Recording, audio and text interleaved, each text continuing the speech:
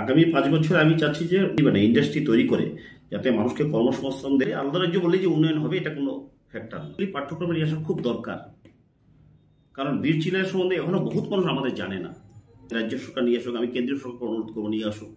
বর্তমান যে সরকার চলছে এই সরকার রাজনৈতিক সমাজকে অনেক হেল্প করতেছে। নমস্কার, আজকে আমরা অসম বাংলা সীমান্তের এলাকায় এবং অসম বাংলা সীমান্তে চলে এসেছি। আমাদের সঙ্গে আজকে আছেন একজন অন্যতম রাজবংশী মুখ তথা একজন বিশিষ্ট ব্যবসায়ী ধনেশ্বর বর্মন মহাশয়। আচ্ছা ধনেশ্বর বাবু, আপনি কোচবিহার জেলায় একজন অন্যতম রাজবংশী মুখ।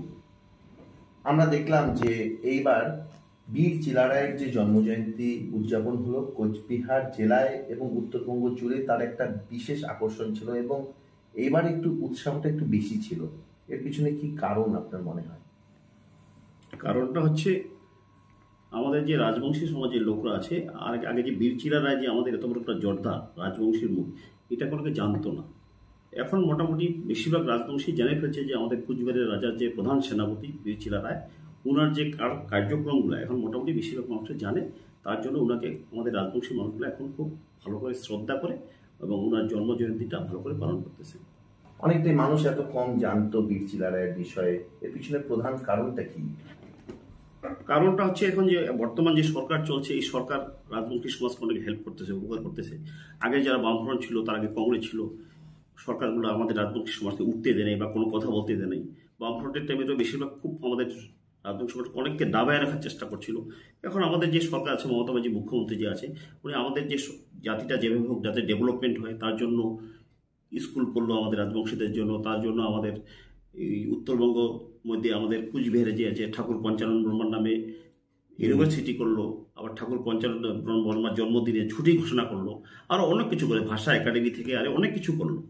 তার জন্য আজকে রাজবংশীরা আস্তে আস্তে সাহসও পাচ্ছে। আগে যেমন গভর্নমেন্টের ভয়েও কিছু করতে পারো নি, এখন গভর্নমেন্ট আমাদের পক্ষে আছে।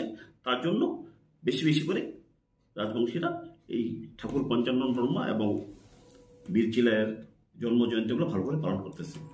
আচ্ছা, আপনি কি মনে করেন যে এই যে আপনি প্রত্যন্ত এলাকা থেকে একজন গ্রামের ছেলে, আপনি একজন ব্যবসায়ী হয়েছেন, প্রতিষ্ঠিত ব্যবসায়ী হয়েছেন, রাজবংশী সম্প্রদায়ের মধ্যে এখন অনেক লোক এগিয়ে যাচ্ছে বিভিন্ন ক্ষেত্রে, তো আপনি কি মনে করেন ইতিহাসের প্রতি মানুষ আরো বেশি সজাগ হচ্ছে, তাই এই ধরনের উদযাপন?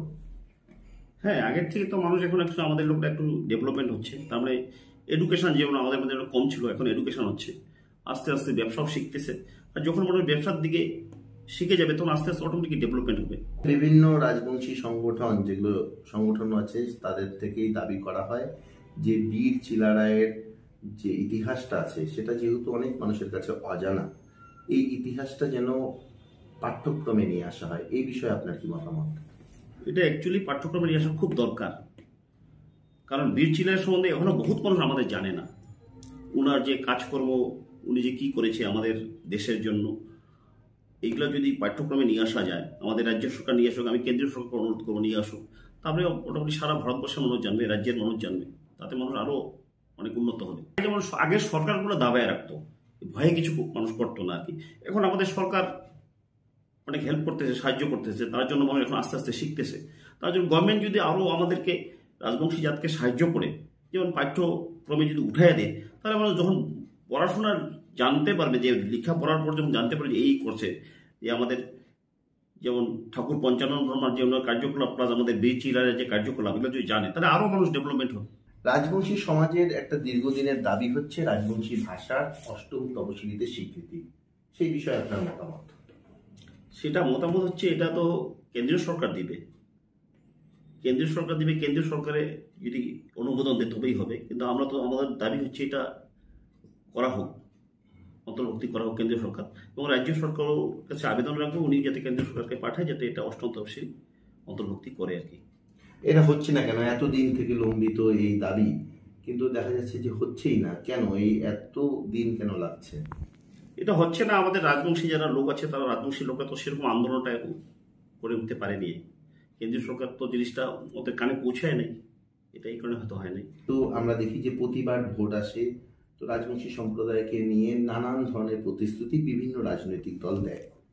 আপনি তো অনেকজন লোককে কর্মসংস্থান দিয়েছেন আপনার সংস্থায়, তো আপনি কি মনে করেন এই যে সরকারি কর্মসংস্থান, এটা কতটা প্রয়োজনীয়? নারায়ণী সেনা তো কেন্দ্রীয় সরকার প্রতিশ্রুতি দিয়েছিল কিন্তু করেনি। কিন্তু মুখ্যমন্ত্রী তো নারায়ণী ব্যাটালিয়ান করে দিয়েছে অলরেডি সব জায়গায় সাইনবোর্ড দেখাচ্ছে। অলরেডি কুচবিহার আমাদের হেডকোয়ার্টার কুচবিহার, উনি নারায়ণী একটা ব্যাটালিয়ান করে দিয়েছেন। কিন্তু কেন্দ্রীয় সরকার নারায়ণী সেনা করবে, কিন্তু এখনো করেনি। ওনারা শুধু প্রতিশ্রুতি দেয় ভোটের আগে, কিন্তু ভোট শেষ, প্রতিশ্রুতি শেষ। তো আপনার কি মনে হয় কোচবিহার এবং উত্তরবঙ্গের যে পিছিয়ে পড়ার মূল কারণ এই যে শিল্প হচ্ছে না, কর্মসংস্থানের অভাব, এই যে প্রতিশ্রুতিগুলো না পালন করাই? প্রতিশ্রুতি পালন করে না কেন্দ্রীয় সরকার, এই কারণে হচ্ছে না। প্লাস এখানকার লোক আন্দোলনটা সেরকম করতেছে না, এই কারণে হচ্ছে না। এখানে অনেক শিল্প হওয়ার দরকার, কিন্তু সেইভাবে শিল্প হচ্ছে না। আচ্ছা, ভোট আসলেই দেখা যায় যে পৃথক রাজ্যের ডিমান্ড ওঠে উত্তরবঙ্গে, এবং কোচবিহার জেলায় রাজবংশী সম্প্রদায়ের বিভিন্ন সংগঠনের থেকেও এই ধরনের ডিমান্ড আসে। আপনি এই বিষয়ে কি বলবেন? আমি বলবো যে উন্নয়নটাই আগে হোক। কারণ এখন যে সরকার চলছে, মমতা ব্যানার্জি সরকার, উনি রাজবংশী সমাজের দিকে দেখছে, এবং উত্তরবঙ্গের রাজবংশীরা যাতে অনেক ডেভেলপমেন্ট হয়, এখানে ইন্ডাস্ট্রি যাতে হয়, এবং রাজবংশী সমাজে যাতে উন্নয়ন হয়, উত্তরবঙ্গের মানুষের উন্নয়ন হয়, সমগ্র মানুষ যাতে, উত্তরবঙ্গের মানুষ ভালো একটা ইনকাম সোর্সে পড়ে, অর্থনৈতিক যাতে সফল হয়, এটুকু আমি মুখ্যমন্ত্রীর কাছে আবেদন রাখব। কিন্তু আলাদা রাজ্য বললে যে উন্নয়ন হবে, এটা কোনো ফ্যাক্টর না। উন্নয়নই হবে। উন্নয়ন হলে আলাদা রাজ্যের দরকার নেই। আগামী 5 বছরে আপনি কোচবিহার এবং উত্তরবঙ্গকে কোথায় দেখেন? আগামী 5 বছর আমি চাচ্ছি যে উত্তরবঙ্গে যতগুলো আমাদের রাজবংশী আছে, বিশেষ করে কুচবিহার, যাতে আমাদের যে সরকার, এই সরকার যাতে ফ্যাক্টরি মানে ইন্ডাস্ট্রি তৈরি করে, যাতে মানুষকে কর্মসংস্থান দেব, উন্নয়ন হোক। শুধু রাজবংশী না, উত্তরবঙ্গের সমস্ত মানুষ যাতে ইন্ডাস্ট্রিয়াল হিসেবে, মানে সরকারে এমনভাবে ইন্ডাস্ট্রি করুক যাতে প্রত্যেকটা মানুষের যাতে অর্থনৈতিক একটা ভালো উপার্জন করতে পারে।